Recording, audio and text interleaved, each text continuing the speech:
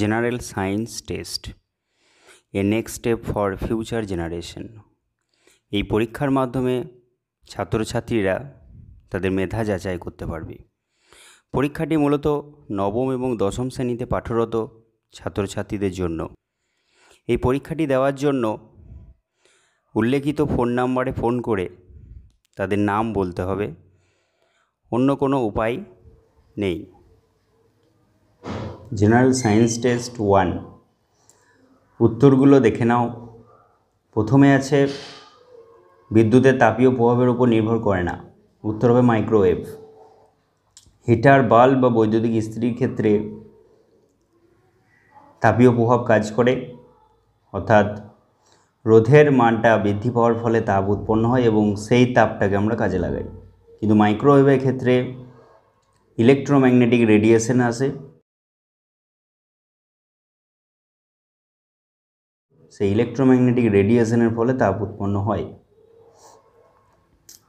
তারপরে এসো আলোক তরঙ্গ, তির্যক তরঙ্গ। 18 ভোল্ট সমান 6 অ্যাম্পিয়ার ইন্টু 3 ওহম, ভোল্ট সমান অ্যাম্পিয়ার ইন্টু ওহম, ভি সমান আইআর, সেই সূত্র থেকে ভোল্ট সমান অ্যাম্পিয়ার ইন্টু ওহম। জুতোর সোল কেন লাগানো হয়? ঘর্ষণ বল বৃদ্ধি করার জন্য। ফটকিরিতে ক্লাস জলের সংখ্যা কত? দেখো, ফটকিরি মানে পটাশ অ্যালাম, K2SO4.L2SO4(3.24:2O), 24টা জলঅণু থাকে। সূর্যের উত্তাপ নির্ণয় করে পাইরোমিটার। তারপর এই প্রশ্নটির ক্ষেত্রে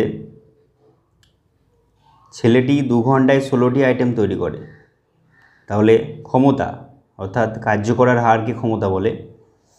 আর বাবা 8 ঘন্টায় 24টি আইটেম তৈরি করে, তো ক্ষমতা ছেলের বেশি।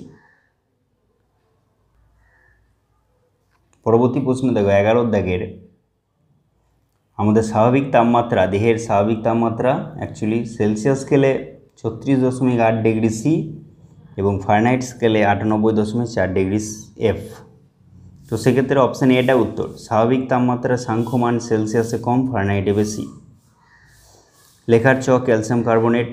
ইস্পাত, কার্বন স্টিল। কার্বন স্টিলের জন্য স্টিল ফ্যাক্টরিতে লোহার সঙ্গে কার্বন মিশিয়ে ইস্পাতটা তৈরি করা হয়। তারপর একটা কম্পাঙ্ক, তারপর একটা ধনাত্মক। কাঁচদণ্ডকে সিল্কের কাপড় দিয়ে ঘষা হচ্ছে, কাঁচদণ্ডে ধনাত্মক হবে, অর্থাৎ কাঁচদণ্ড ইলেকট্রন বর্জন করবে এবং সিল্ক ইলেকট্রনটি গ্রহণ করবে। আসলে কাঁচদণ্ডের ইলেকট্রন বর্জন করা প্রবণতা বেশি, ইলেকট্রন আসক্তি কম। সিল্কের ক্ষেত্রে ইলেকট্রন আসক্তি বেশি।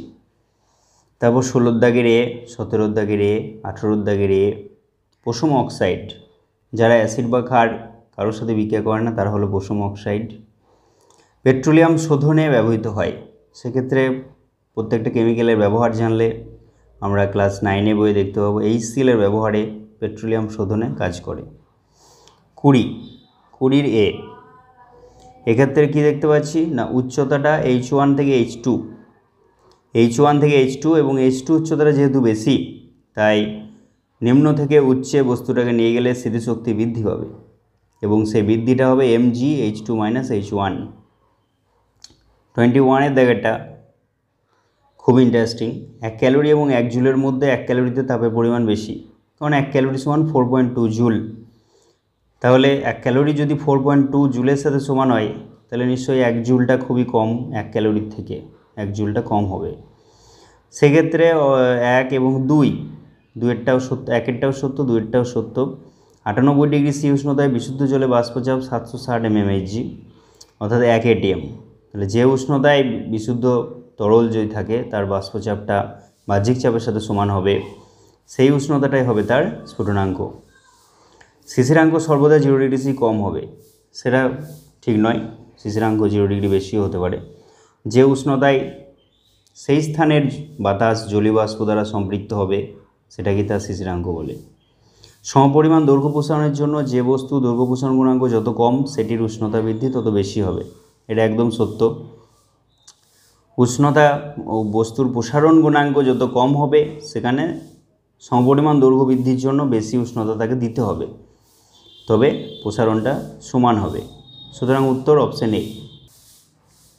তারপরে 22 দাগে দেখো, 1 গ্রাম ম্যাগনেসিয়াম, 1 গ্রাম Fe, 1 গ্রাম সোডিয়াম, 1 গ্রাম হাইড্রোজেন এক্ষেত্রে আণবিক ভর বা পারমাণবিক ভর যার কম হবে সমভরে তার অনুসংখ্যা বেশি থাকবে।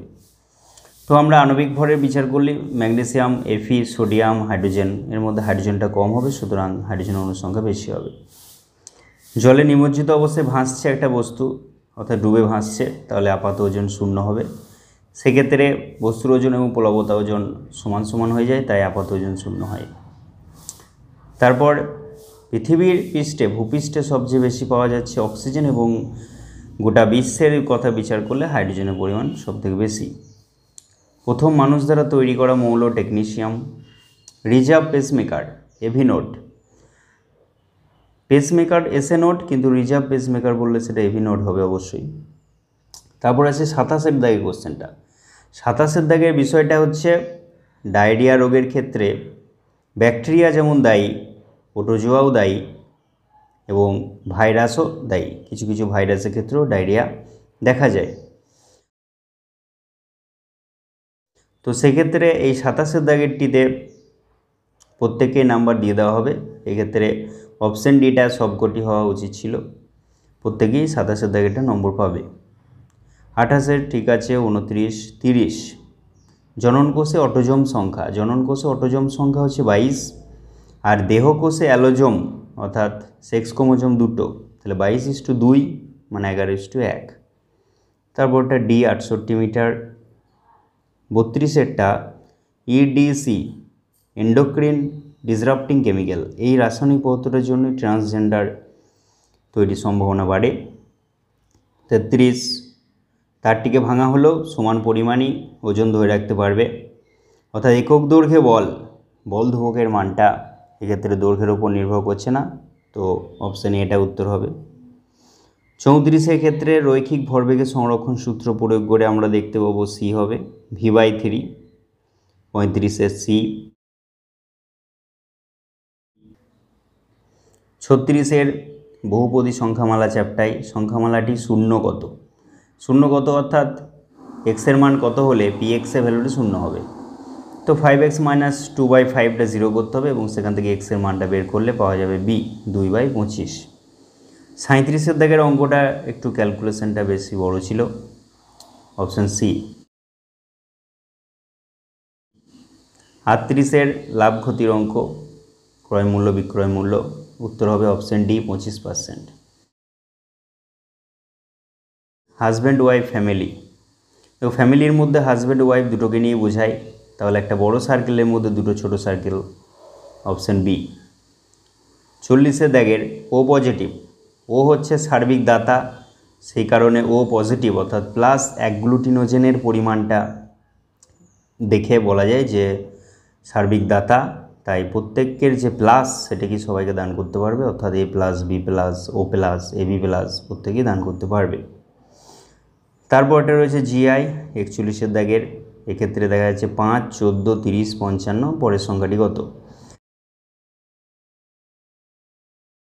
5 আর 14 ডিফারেন্স হচ্ছে 9, তারপরে ডিফারেন্সটা হবে 16, তারপরে ডিফারেন্সটা হবে 25, তারপরে ডিফারেন্সটা হবে 36। তাহলে 36 প্লাস করে দেবো ওর সাথে 36, কারণ এটা 3 স্কোয়ার, 4 স্কোয়ার, 5 স্কোয়ার, 6 স্কোয়ার করে যোগ হচ্ছে, তাহলে 91 উত্তর হবে। 42-এরটা। 42-এ দেখা যাচ্ছে যে একটা অসমীকরণ রয়েছে, যে অসমীকরণটার মান বেরোবে যে এক্সের মানটা 2 বা 2-এর থেকে বড়, তাহলে এক্সের যে মানগুলি 2 বা 2-এর থেকে বড় বোঝাচ্ছে সেটা অপশান সিতে আছে, সি এর সাথে সামঞ্জস্যপূর্ণ। 43-এটা আমরা দেখতে পাচ্ছি পিজিয়ন, বার্ড, ডগ, অর্থাৎ পাখিদের মধ্যে পায়রা, কুকুর। তাহলে পাখির মধ্যে পায়রা রয়েছে, কুকুরটা পাখি নয়, তাই ওটি আলাদা, তাই অপশানে এটি উত্তর হবে।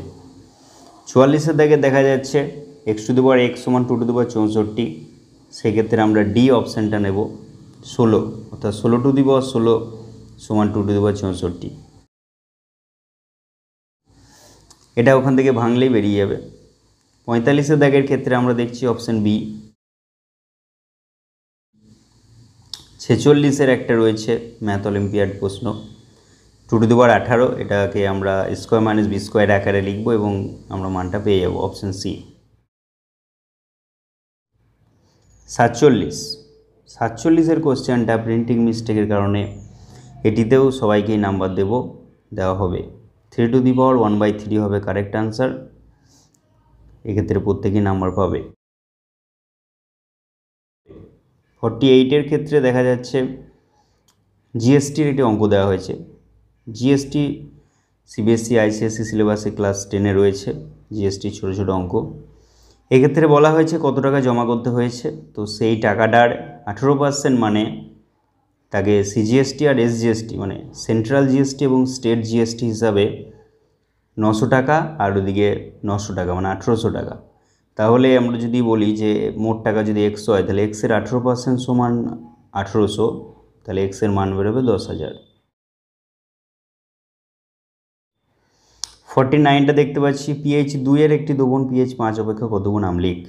পিএইচ 2টা অবশ্যই আম্লিক হবে, কত গুণ হবে, তো সেক্ষেত্রে অবশ্যই আমরা দেখতে পাবো যে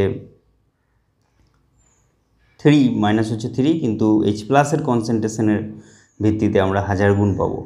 10⁻2 বাই 10⁻5 সেটা করে আমরা পাবো 10⁻3, অর্থাৎ 1000 গুণ হবে।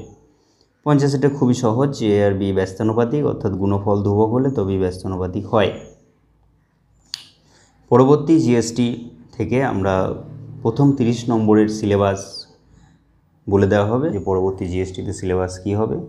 30 নম্বর অর্থাৎ ফিজিক্স, কেমিস্ট্রি এবং বায়োলজির কিছু নবম ও দশম শ্রেণীর চ্যাপ্টার বলে দেওয়া হবে। বাকি 20 নম্বর থাকবে ম্যাথামেটিক্স, অর্থাৎ নবম ও দশম শ্রেণীর ম্যাথামেটিক্স, সেটা কোনো চ্যাপ্টার বলা হবে না, যে কোনো ম্যাথ দেওয়া হবে।